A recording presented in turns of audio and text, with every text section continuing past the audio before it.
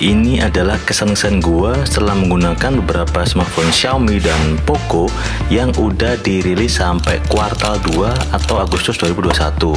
Gua mengurutannya dari terbawah sampai teratas. Kriterianya, yang pertama, setiap ponsel udah gue pakai sekitar 2 mingguan. Yang kedua, experience-nya menyoroti yang penting untuk penggunaan harian, mulai performa, baterai, kamera, desain, dan harga. Jadi nggak otomatis yang paling mahal, yang paling canggih itu jadi nomor 1. Ini soal pilihan personal ya. Jadi yang gue cari adalah handphone yang punya value terbaik, value dari spek, dari desain, ada plus minus setelah penggunaan, dan juga harganya. Oke, mari kita mulai. Xiaomi Redmi Note 10s. Kenapa ponsel ini ada di urutan terakhir? Karena ada beberapa alasannya. Yang jelas gua merasa tidak terlalu nyaman dengan performanya. Bukan cuma saat nge-game, tapi juga saat scrolling medsos sampai beda-beda aplikasi. Ini ponsel sering panas, padahal yang gua pakai ini adalah spek yang tertinggi ya, 8128 GB. Tapi terkadang masih juga nge-lag. Apa karena MediaTek Helio G95 yang 12 nanometer ini kurang cocok di ponsel Xiaomi dan MIUI 12? Ya mungkin aja. Terus faktor lainnya adalah refresh rate-nya ini masih 60 Hz. Untungnya layarnya udah AMOLED. Hasil kamera Redmi Note 10s ini juga kurang konsisten ya. Processing warnanya kurang tepat dan terkadang saturasinya juga meleset.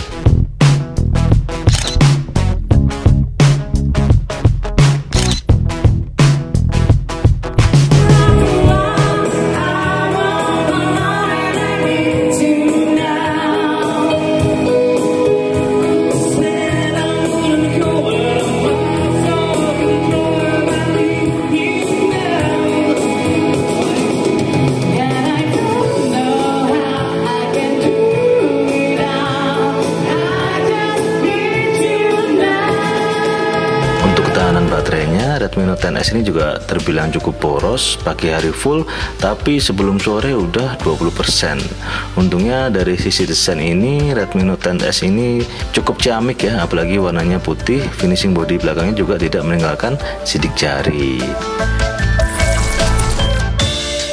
Poco M3 Pro 5G dan Redmi Note 10 5G. Jadi ini kedua ponsel Xiaomi yang baru aja di launching, dan kedua ponsel ini bukannya nggak bagus. Untuk performa dan penggunaan harian sama sekali nggak ada masalah. Cuman saat ini 5G termurah ya, Dimensity 700 itu masih mahal dibandingkan dengan chip 4G LTE. Dampaknya untuk mengakali mahalnya chip 5G itu dengan tetap mempertahankan harga, maka harus ada yang dikorbankan. Alhasil beberapa aspek harus dikurangi. Jadi kedua ponsel ini dirilis berbarengan, tapi sebenarnya hampir nggak ada bedanya ya. Beda terbesar hanya di sisi RAM aja.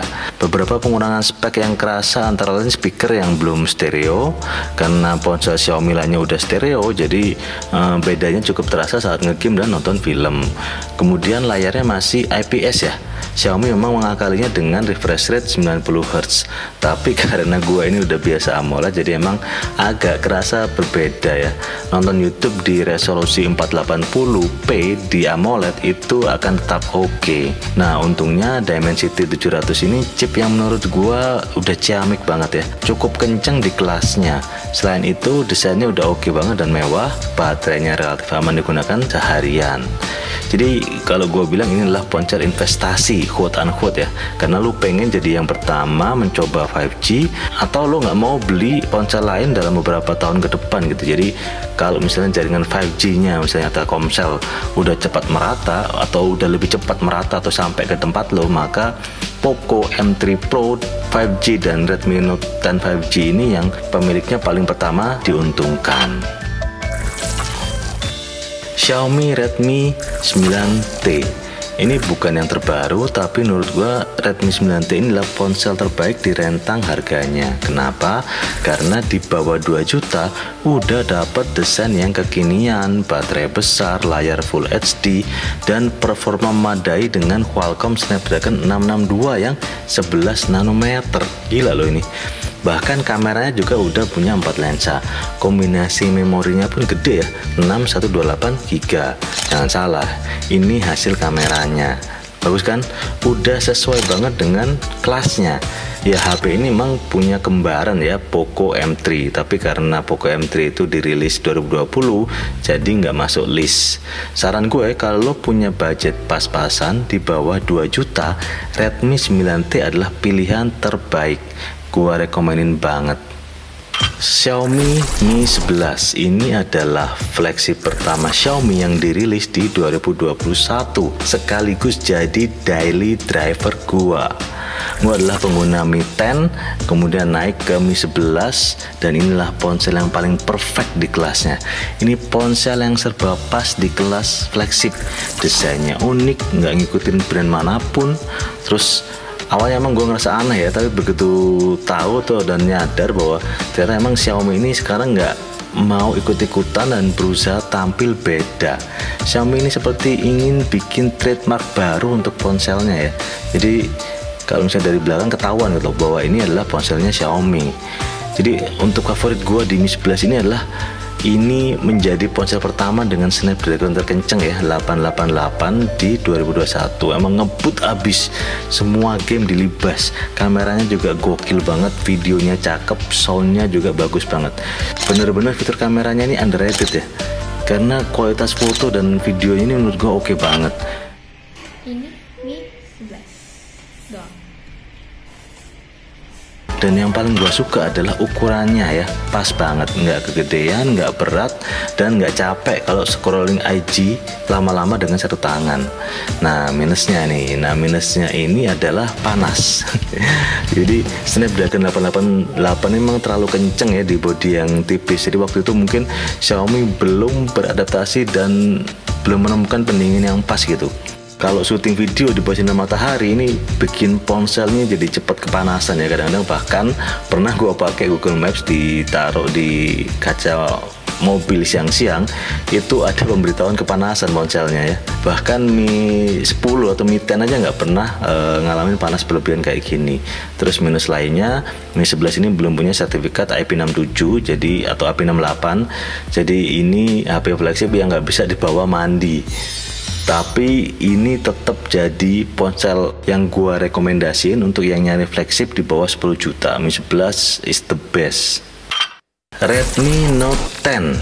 Kalau Redmi 9T adalah HP terbaik di bawah 2 juta, maka Redmi Note 10 adalah HP terbaik di bawah 2,5 juta. Kenapa? Karena sudah Qualcomm Snapdragon 678, jadi aman banget untuk performa sehari-hari. Ngejalanin game seperti Mobile Legends, PUBG, COD itu lancar jaya, walaupun memang bukan di setting rata kanan, tapi udah cukup banget. Belum lagi sensasi layar yang udah AMOLED. Ini mungkin HP termurah yang udah AMOLED di pasaran saat ini ya. Jadi kalau udah nonton film, main game itu benar-benar kerasa sensasinya. Apalagi speakernya juga udah stereo lagi, jadi wah seru banget deh. Kameranya juga oke lah hasilnya ya, sesuai dengan kelasnya. Dan kalian bisa ngelihat reviewnya di channel ini. Sampai sekarang mungkin belum ada lagi HP di kelasnya dengan harga segini. Mi 11 Ultra, nah ini yang lagi gua pakai sekarang. Ini bukan cuma salah satu HP flagship terbaik di Indonesia, tapi juga terbaik di dunia. Jadi andalannya adalah kameranya ya, bener-bener lu nggak perlu lagi bawa kamera mirrorless saat traveling kalau mau bikin dokumentasi. Kalian bisa lihat videonya juga di channel gua ya. Kemarin gue sempat traveling ke gunung juga. Jadi di DxOMark itu memberikan rating nomor 1, dan itu ada alasannya ya, karena nih HP udah punya sensor utamanya itu hampir 1 inci ya, tepatnya 0,89 inci. Jadi udah kayak sensor kamera pocket digital.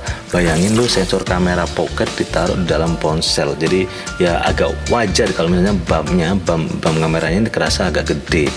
Sensor kameranya sendiri beresolusi 50 megapiksel, kemudian default kameranya 12 megapiksel dengan f1.9.5. Udah ada optical image stabilizer juga, dan kecepatan autofocusnya yang namanya laser autofocus ini aduh gila banget dah, kenceng. Dan dampak sensor besar yang bisa lu rasain adalah detailnya sangat tinggi, dan gambarnya itu bisa auto shallow depth of field atau orang-orang bilangnya bokeh. Jadi di setiap lu ngambil gambar kalau pakai mode portrait tuh auto bokeh. Itu gila banget sih ini, Bang.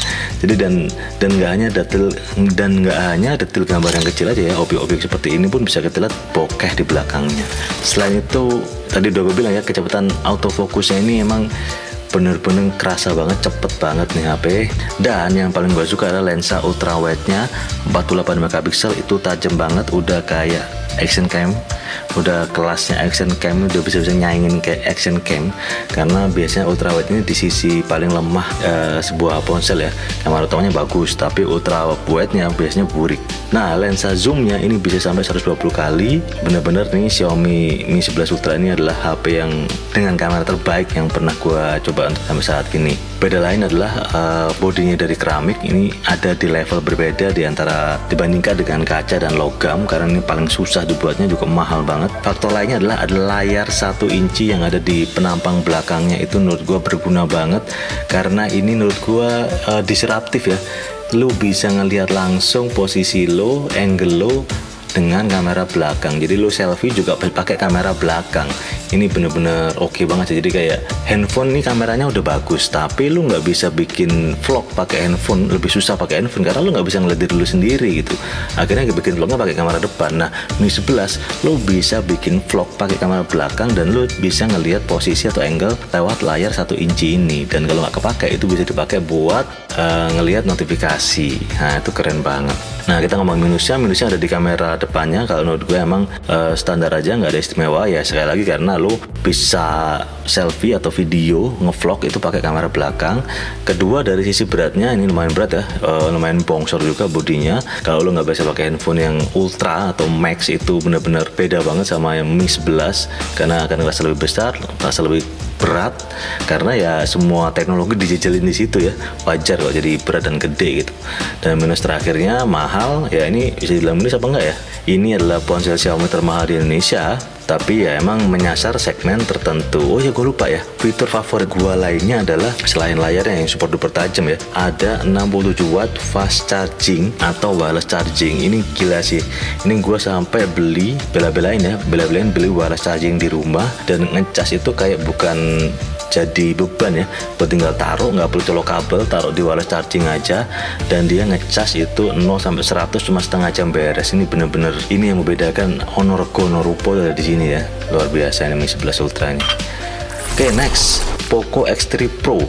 Poco X3 Pro ini emang bener-bener HP yang disebut killer ya, karena lu punya duit di bawah 4 juta udah dapat prosesor spek flagship Qualcomm Snapdragon 860 yang arsitekturnya 7 nanometer dan GPU-nya Adreno 640. Kalau minusnya memang masih memakai layarnya IPS LCD tapi udah 120 Hz. Jadi sebenarnya sangat nyaman untuk main game. Baterainya juga udah gede, 5160 mAh.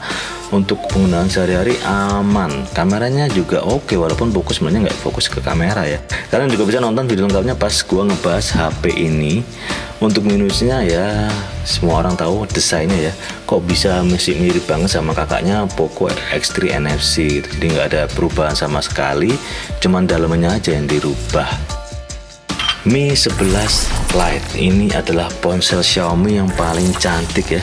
Desainnya Xiaomi memang udah bagus-bagus sekarang ini, udah mewah-mewah, tapi nggak ada yang secantik Mi 11 Lite. Bodinya enak digenggam, tipisnya bener-bener tipis. Terus layarnya juga hampir simetris ya, ringan banget, tipis banget, bahkan nggak akan nonjol ketika lo kantongin di saku celana jeans. Jadi emang desain yang dijual banget sama Mi 11 Lite ini. Selain cantik, performanya juga udah aman karena udah pakai Snapdragon 732G yang 8 nanometer. Ya oke lah.